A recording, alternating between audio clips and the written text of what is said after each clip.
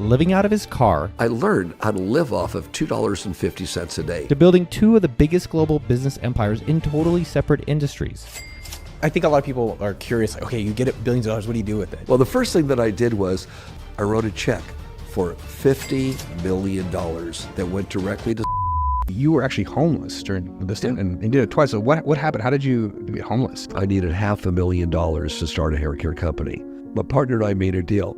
You take 30%, I'll take 30%. We have control. That's 60% of the company. And we'll give the 40% to anyone that'll give us and invest, $500,000 with us, $500,000. And we had somebody set up, a fellow named Dick Holthouse from a corporation called Citicorp. He was over working in Europe as a friend of mine. He had an investor out of the island of Jersey. So he got to invest the money. My relationship at the time was not going well at all. So I left whatever money I had, because I had a pretty good job. I quit everything I was doing. Right before I started this company, I was a consultant to companies. If you wanted to enter the beauty industry, that's what I was doing. But I quit everything. Everything I had, I just quit. Because $500,000 is coming. So anyways, I left the newer car. I took the older car and left the house and a bunch of money for my wife and my daughter.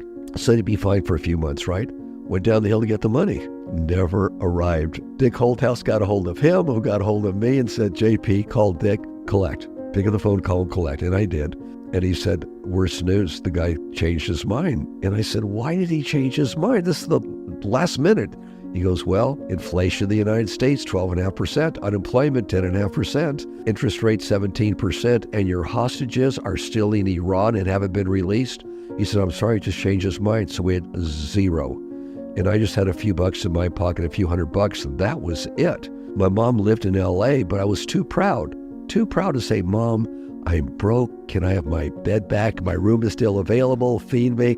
I was too proud. So I just went over to her house and said, Mom, can I borrow about $300 from you? And she says, why? You make good money. I said, Mom, I'm starting a new business. I'll give it back to you in a month. Okay, here you go. And I just stayed in my car. I was just too proud to tell my mom that everything went wrong. I learned how to live off of $2.50 a day. 99 cents went to the Freeway Cafe for what they call the Trucker Special.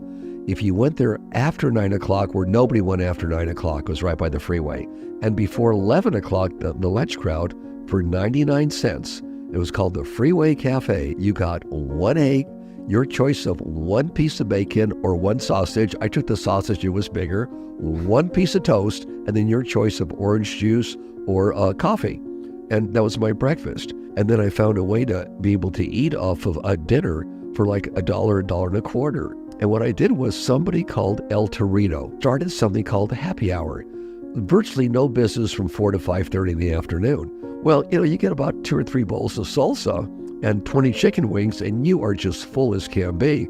And my kid, who a friend of mine was helping me watch, would come down with me, and eat at the same time. And it went really well. But after 3 or 4 days, they kind of caught on.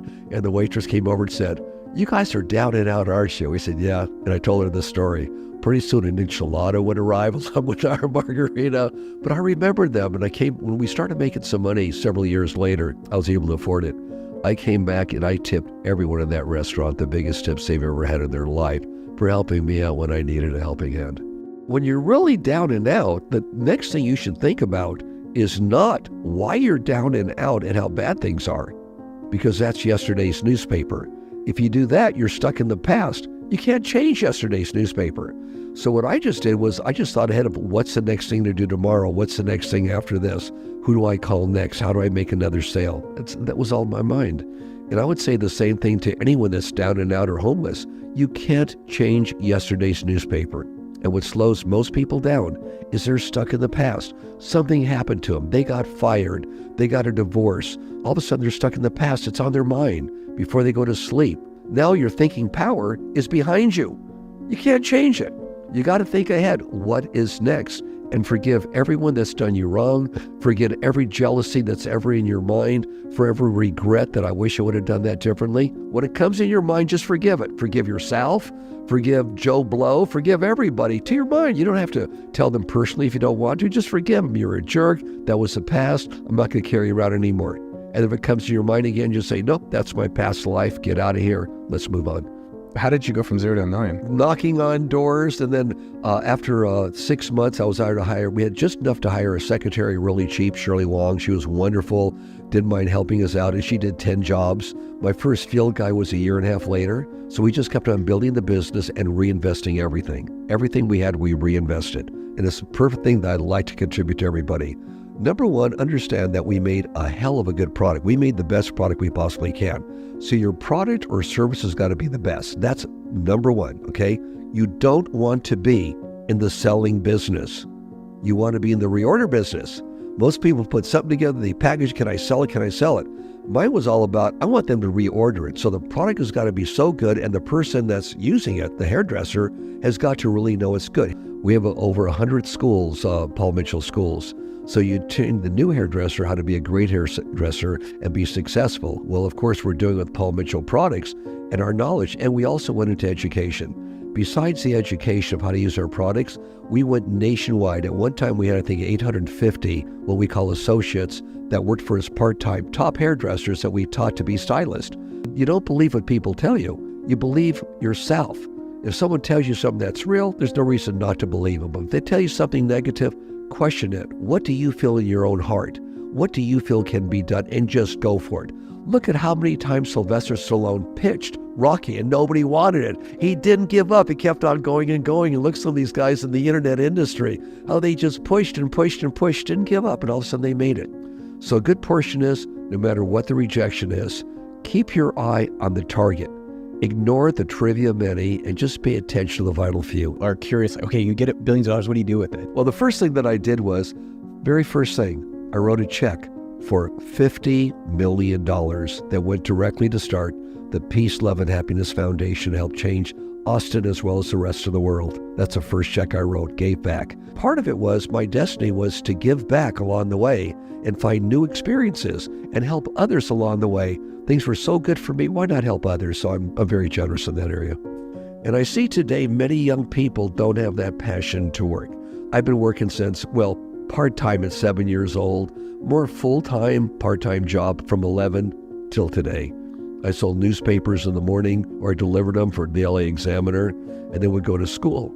And then when I was old enough to get a job after school, I had a job after school. I've been working since, but I'd like to work. And in those days, you got a job because it was cool to have a job. Yeah, I gave the money to my mom, and so did my brother, because we wanted to have a little better way of life. But the fact we had a job made us so happy. We care less we made money. We had a job. People have to understand rich or successful isn't did you become a millionaire? Did you become a billionaire? Is that success? No.